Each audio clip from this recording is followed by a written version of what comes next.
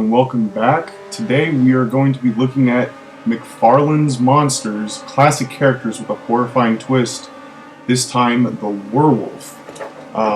As you can see, it was under his McFarlane Toys name, Spawn.com, as you can see right there. So I believe this was 2000, 2001 when they had it.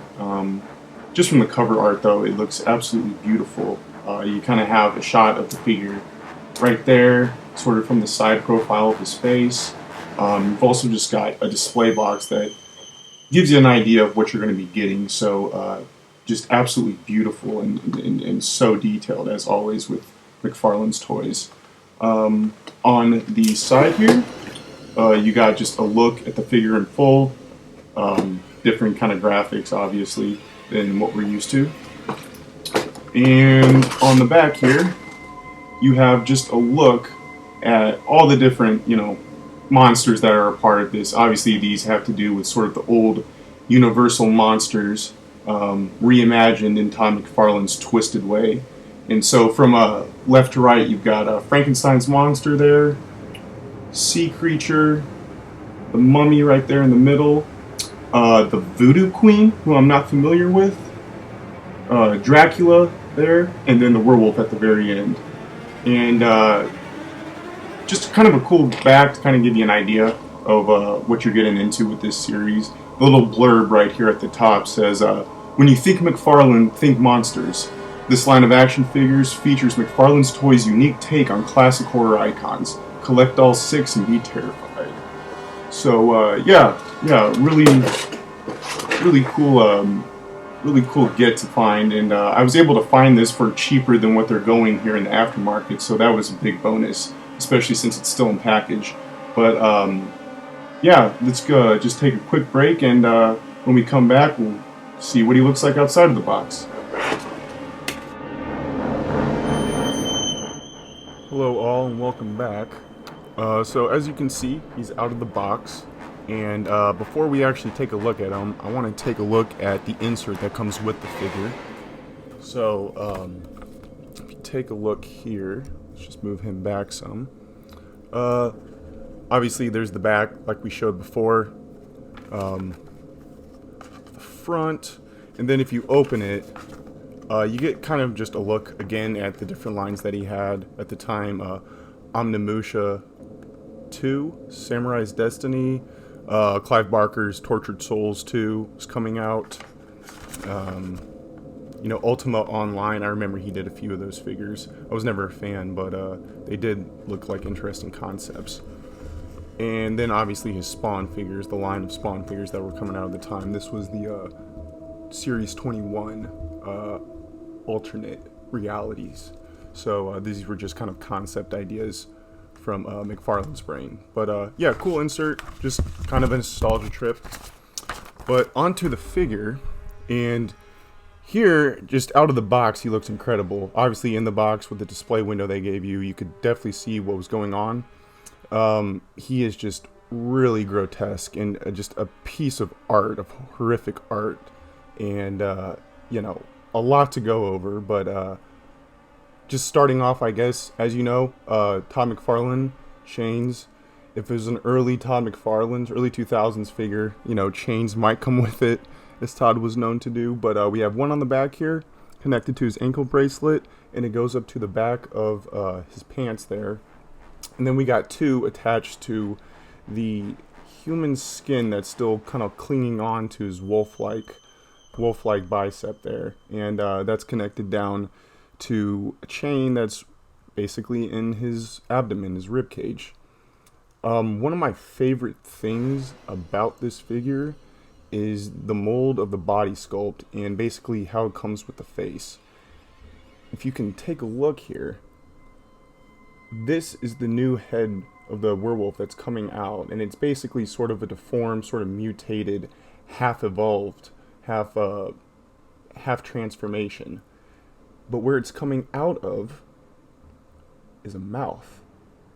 And that's the human mouth that this guy is literally puking up the head of the wolf that he's transforming into. I think that's incredible and just such a smart sculpt to do and such an interesting concept to picture for the werewolf.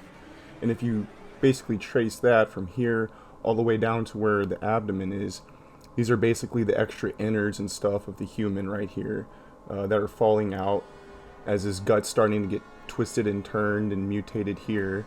And the wolf head is just projecting out, obviously, in grotesque fashion. Other mutations, obviously, the hands mid-transformation, so they definitely show that. The sort of disgusting old skin still laying on.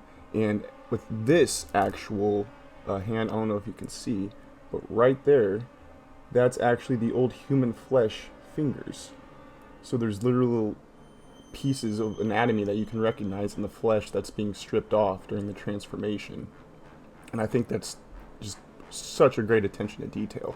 So smart, and definitely something that's Todd McFarlane all to himself. Of course, kind of just going over the figure, he doesn't really have, if you look at his feet and his legs, again, mid-transformation, but there's definite blood splatter on them, but they look like they're still mutating. There's a lot of awkward toenails, and not both legs are asymmetric, so not enough's evolved on one or the other. I just think that's great that he gives it that sort of unique look to it, and kind of makes it stand out compared to other werewolf figures. If we look at the back too, this I absolutely love. And as you can see, the back sort of juts out, so it's not going to stand symmetrical. It's going to be kind of top heavy, if anything. And you can see his spine is being twisted and manipulated along with his shoulder blade right there, because you have this wolf face that is coming out of his back. Right behind where his head is mutated, puking up the new wolf head. It looks like there's some sort of creepy mutation here that has happened from, I don't know, a prior experiment, or I only say experiment because all of this gear here, which we'll get to in a minute, is strapped onto him. But I absolutely love what they did with the sculpt on the back. I think this to me was like a selling point, because I had never seen something like this done in sculpted art, in my opinion. And I think this is just beautiful, and just it's kind of almost seems like it's a piece on its own, but it is part of the mold itself. So yeah, just really neat stuff. As you can see, along with the chains and the guts and the blood and everything, he has a bunch of knives on his back. Now, what it looks like, and I'm not sure if you can get in close enough, but it looks like it's actually a harness. So this black area right there is the harness, and all the blades here and mechanical equipment are attached to it. And I guess that's supposed to play into the backstory we don't have of it. So I guess unfortunately we don't really know the backstory with this werewolf, but yeah, just a lot of blades. And while they're plastic, they do move. Really cool articulation there. So you got this guy, the big blade that goes over basically the head part or the neck part, moves up and down. You got this blade here that has a little bit of movement, but it's connected to this piston right in the back, so the piston actually moves when you move it. You got this guy who moves only slightly with the piston. There's not a lot of freeness to it. It does struggle. And then you have this guy here, and this one's a bit harder to see, but he is actually attached to a chain, so the chain gives you a little leadway to position it how you want. They're all kind of really flimsy, so it's sort of really only the top, the big one, this guy, that you can pose. But it's one of those things where I thought it was a cool addition, and kind of gives, again, a bit more depth of character to the figure, depending on what they're trying to go for, especially in this sort of landscape, as twisted as Todd can get. So in terms of articulation, obviously this guy moves here. The head's interesting because the neck part of the head moves there, but then you also have this head part that doesn't move as well. I'm not even really moving it right now, but there is a little bit of twistedness to it. You have the lower hand that moves, as well as that paw. Unlike this paw is stiff, but this guy moves. So you do have little articulation there, not much. And then nothing below here moves. I don't even think the torso moves, honestly. And it does some, but it's very stiff. Not very much, and I wouldn't want to push it too much. But so articulation isn't incredible with this figure. Obviously, it's Todd McFarlane, so chances are it's not going to happen if you're going to get some of his figures from the early 2000s. But I got this for a purely aesthetic level, and I think to kind of emphasize that, one of the coolest features of this figure that I was holding off to get to is this.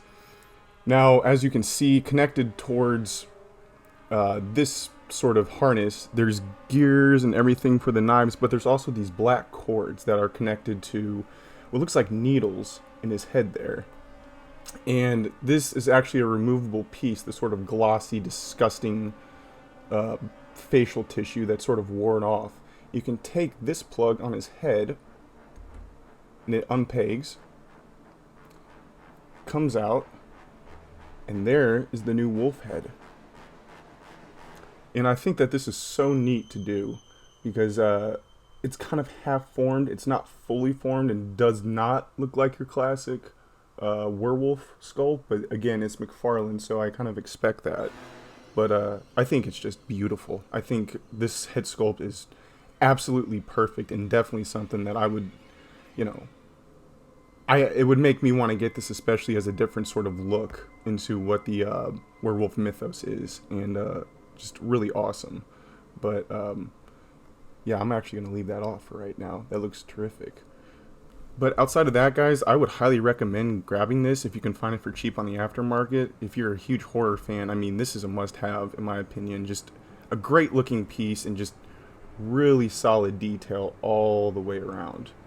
And I mean, it doesn't get much better, in my opinion, when it comes to detail than McFarlane, because he's always kind of had that standard, even if he's kind of lit off the gas a little bit in recent years. But I mean, this is just, to me, this just screams concept art all the way through. It kind of makes me want to see it in action in some sort of film adaptation of it. But yeah, guys, thank you for watching. Please like and subscribe, and if you're interested, definitely grab this guy and pick him up. Until next time, this is Ace signing off.